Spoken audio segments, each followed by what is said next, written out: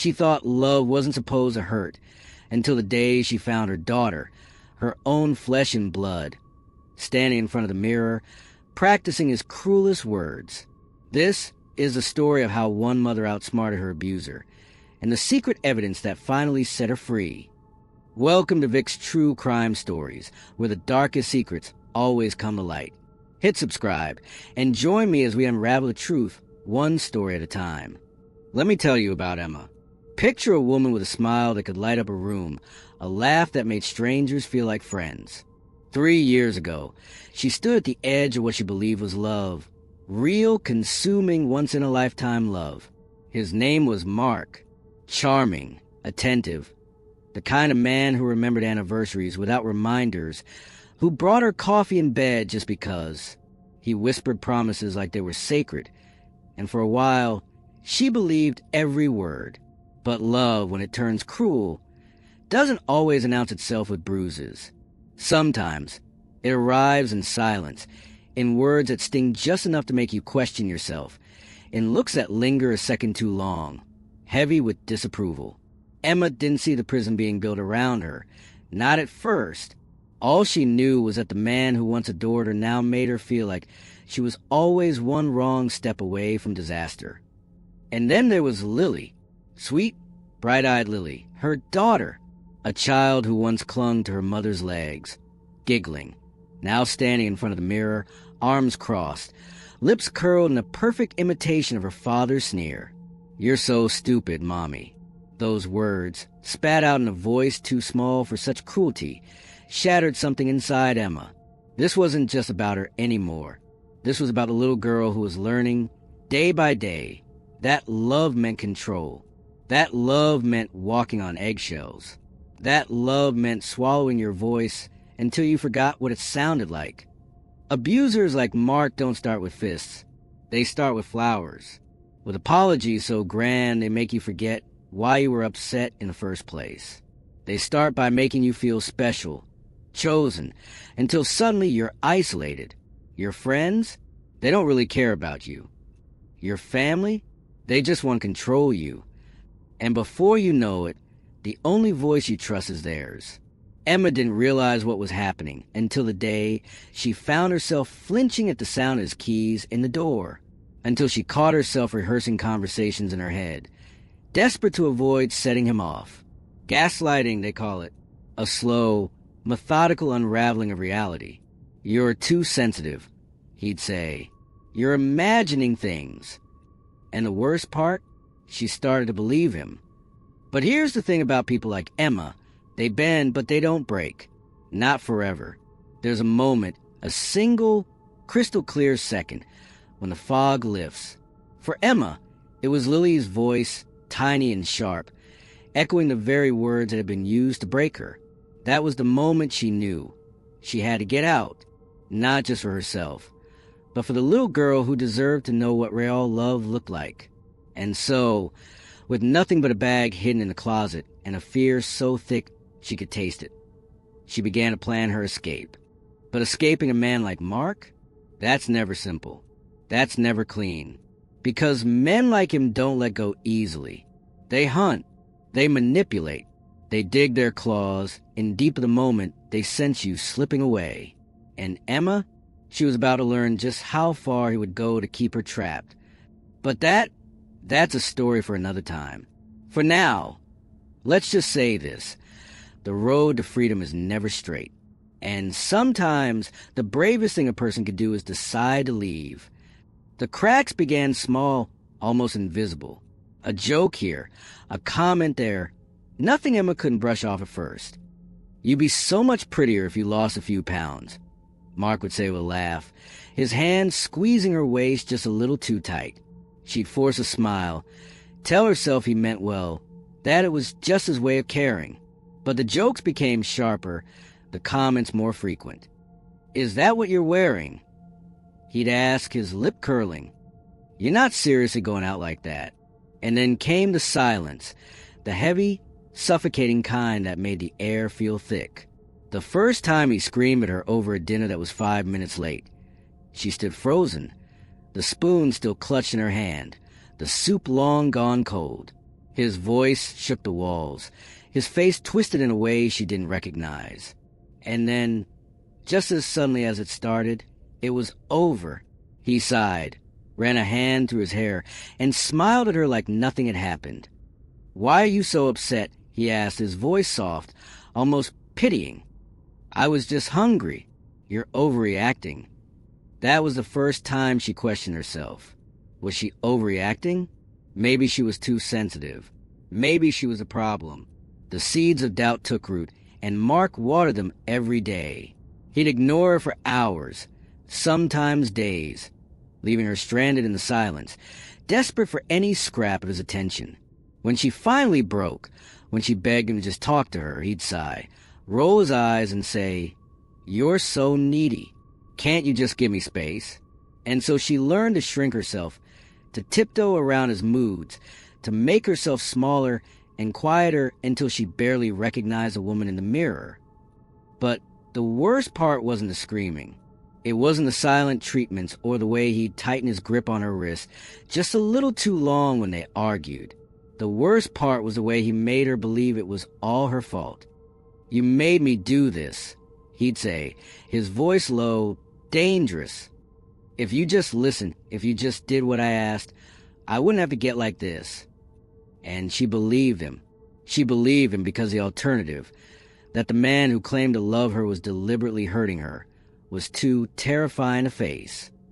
Then came Lily, sweet, innocent Lily, who watched everything with wide, curious eyes. At first, it was little things, a roll of her eyes when Emma asked her to pick up her toys, a huff of annoyance when she was told no. But then one day Emma heard it, the words that turned her blood to ice. "You're so stupid, Mommy." Lily's voice was high, sweet, but the tone, the mocking, dismissive tone, was all Mark. Emma's breath caught in her throat. She knelt in front of her daughter, her hands trembling as she cupped her tiny face. "Lily, baby, where did you hear that?" Lily shrugged, her little shoulders lifting in a perfect imitation of her father's indifference. "Daddy says it all the time." And just like that, the fragile illusion shattered. This wasn't just about her anymore. This was about her daughter, her bright, beautiful girl, who was learning that. Emma tried to rationalize it at first. Kids repeat things. They don't understand. But then she watched Lily playing with her dolls, scolding them in that same sharp tone. "You're so dumb," she muttered, tossing the doll aside. "Nobody likes you." Emma's stomach twisted. This wasn't just mimicry. This was conditioning. Lily was learning how to be just like him, how to cut with words, how to make someone feel small. And that was the moment Emma knew. She couldn't stay. Not for herself, not anymore. But for Lily, for her daughter, who deserved to know what real love looked like. She would walk through fire. She would face hell itself. But first, she had to find a way out. The problem was, Mark had made sure there was no easy escape. He controlled the money, the car, even the friends she was allowed to see. Every move was watched, every conversation monitored. He'd taken her phone once, scrolling through her messages while she stood there, her heart pounding. "Who's this?" he demanded, jabbing a finger at the screen. "Why are you texting them?" She'd learned to delete everything, to hide her tracks, to smile and nod and pretend she had nothing to hide. But the walls were closing in, and the more she thought about leaving, the more dangerous it became, because men like Mark don't let go. They don't walk away. And if she was going to do this, if she was really going to leave, she had to be smarter than him. She had to be ready. And so, in the quiet hours of the night, when the house was still and Mark's breathing was deep, and even beside her, Emma began to plan. She stashed cash in the toe of an old shoe. She memorized the number of a women's shelter. She rehearsed the words she'd say when the time came. But planning was one thing. Actually doing it, that was another. Because she knew, the moment she tried to leave, all hell would break loose. And Mark, he wouldn't just let her walk away. Not without a fight. But that's the thing about mothers. When it comes to their children, they find a strength they never knew they had. And Emma? She was about to discover just how strong she really was. The day had finally come. Emma stood in the dim glow of the laundry room light, her fingers trembling as she tucked the last of Lily's favorite stuffed animals into the duffel bag. This bag had lived in shadow for weeks, hidden beneath piles of towels, growing heavier with every secret edition. A spare set of car keys, birth certificates, the emergency cash she'd scraped together $20 at a time. Each item was a promise to herself, a silent vow that this time would be different. This time, she wouldn't turn back. Mark's suitcase sat by the front door, packed for his business trip. He'd kiss her cheek that morning, his lips cool and perfunctory. "Be good," he'd murmured, as if speaking to a child. The words slithered down her spine, but she'd smiled, nodded, even waved as his car disappeared down the street. Then she'd waited, counted the minutes, let the clock tick through 2 full hours, just to be sure he wouldn't suddenly return for forgotten files or a misplaced charger. The house had never felt so silent, so heavy with possibility. Upstairs, Lily sat cross-legged on her bedroom floor, oblivious, coloring a picture of a family, Mommy, Daddy, and a little girl holding hands beneath a smiling sun. Emma's breath caught at the sight. How many times had she looked at drawings just like this and pushed down the ache in her chest? But today, she knelt beside her daughter and gently took the crayon from her small hand. "We're going on an adventure, sweetheart," she whispered. Lily's eyes lit up. Like a treasure hunt, Emma swallowed hard. Something like that. The car ride was the hardest part. Every stoplight stretched into eternity. Every glance in the rear-view mirror sent her heart into her throat. Lily chattered in the back seat, blissfully unaware, while Emma's knuckles turned white on the steering wheel. What if he'd installed a tracker she didn't know about? What if the shelter turned them away? What if... No, she couldn't think like that. The counselor's voice echoed in her memory. The most dangerous time is when you leave. But staying is dangerous too. The shelter door was heavier than she expected. It swung open with a soft buzz, revealing a woman with kind eyes and a name tag that read Maria. No questions, no judgment, just a quiet come inside. The room smelled like lemon cleaner and fresh coffee. Lily clung to her leg, suddenly shy, as Maria knelt to her level. "We have a special bed just for you," she said, producing a stuffed bear from her pocket. Lily's hesitation melted in an instant, and just like that, the first thread of tension unraveled. That night, lying on a narrow cot with Lily curled warm against her, Emma stared at the ceiling and let the tears come. Not just from fear, though that was there too, but from something else, something fragile and new. Relief. They'd made it. For now. But in the quiet dark, her mind raced ahead. Restraining orders. Court dates. The way Mark's voice would sound when he realized they were gone. She knew him too well. Knew he wouldn't let this stand. Knew the real fight was only beginning. But for tonight, in this small room with its scratchy blankets and the distant hum of a vending machine, Emma did something she hadn't done in years. She breathed, deep and slow. Lily stirred in her sleep, murmuring something unintelligible, her little fingers clutching Emma's shirt. And in that moment, it was enough. They were safe. They were together. And no matter what came next, that was a truth no one could take from them. Morning would bring lawyers, paperwork, the first tremors of the storm to come. But that was tomorrow. Tonight belonged to them. The paper said restraining order granted in crisp black letters, but Emma knew better than to think a piece of paper could stop a man like Mark. It was a flimsy shield against a storm, and the first raindrops fell sooner than she expected. Lily had only been back at school for 3 days when the call came. Her teacher's voice was tight with concern. "There's a man here asking to see Lily. He says he's her father." Emma's blood turned to ice. She'd warned the school. She'd shown them the paperwork. But rules, it seemed, moved slower than Mark's determination. By the time she arrived, breathless from running, The police were already there. Mark stood in the parking lot, all practiced charm and wounded innocence. "I just wanted to see my daughter," he told the officers, spreading his hands wide. "Is that a crime?" The cops shifted uncomfortably. Without proof, without witnesses to his darker side, he was just another concerned parent. Emma saw the moment they decided to let it go. The shrug, the muttered, "We'll escort him off the property." It wasn't until one officer lingered behind that she understood how close she'd come to losing. "Ma'am," he said quietly, "unless he violates the order directly, there's not much we can do." That night, Emma sat at her kitchen table with her phone in her hands. The screen glowed in the dark, showing a list of files with timestamps stretching back months. 2019-11-03_2145.mp3. 2020-02-17_1932.mp3. Each one a secret she'd kept even from herself. She pressed play. Mark's voice filled the room, sharp as broken glass. "You're a pathetic excuse for a mother. If you try to leave me, I'll make sure you never see Lily again." There were dozens like it.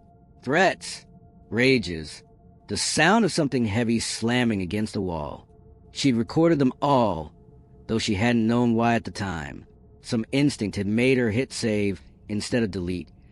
And now those instincts were about to pay off. The courthouse smelled like old coffee and anxiety. Emma's hands didn't shake as she handed the USB drive to the judge's clerk. They'd done all their trembling the night before. Mark sat across the room, his lawyer murmuring in his ear, his expression carefully blank. He didn't look at her. Not once. The judge was a woman with silver hair and tired eyes. She listened to recordings in silence, her face giving nothing away. When the last file ended, she removed her glasses and rubbed the bridge of her nose. "Mr. Henderson," she said, and the room went very still. "You will remain 500 feet from your ex-wife and daughter at all times. Violate this order again, and you will be looking at jail time." It wasn't a question. It wasn't a request. And for the first time since this began, Emma felt the knot in her chest loosen just a little. But victories like these are never clean. The law could keep Mark away, but it couldn't stop the calls from unknown numbers that came at midnight. It couldn't explain why Lily's favorite stuffed rabbit, the one she'd left at the park, suddenly reappeared on their doorstep with no note. It couldn't erase the way Emma's breath still caught when a car slowed near their house, or how Lily would sometimes wake screaming from dreams she couldn't remember. Healing wasn't a straight line. It was a stumble forward, a step back, a long walk through a forest where the shadows sometimes looked too much like the past. Yet in the small moments, the quiet ones, Emma began to find something she thought was lost. Like the morning Lily crawled into her bed just to watch cartoons, her small body warm and trusting against Emma's side. Or the afternoon they spent painting each other's nails in ridiculous colors, laughing when they smudged. These were things Mark had never understood. The ordinary magic of a life built on kindness instead of fear. And with each passing day, the memories of his voice grew fainter, replaced by the sound of Lily's laughter, bright and unafraid. The road ahead wouldn't be easy. There would be more court dates, more sleepless nights, more moments when the fear crept back in. But Emma had learned something in all those months of recording, of planning, of holding her breath and hoping. The strongest walls aren't built from bricks. They're built from proof, from patience, from the quiet certainty that no one gets to define your life but you. And as she watched Lily twirl in the sunlight, her arms outstretched, completely unbroken, Emma knew, whatever came next, they would face it together. If these words have settled into your bones, if Emma's story has echoed something deep within your own, then listen closely. You are not alone. There are so many others walking the same jagged path, carrying the same quiet weight. Maybe you've brushed off a comment that didn't sit right. Maybe you've made excuses for behavior that left bruises no one else could see. Maybe you've even heard yourself saying the words, "It's not that bad," while your hand shook around your phone. Wherever you are in your story, know this: What happens next doesn't have to be written in someone else's ink.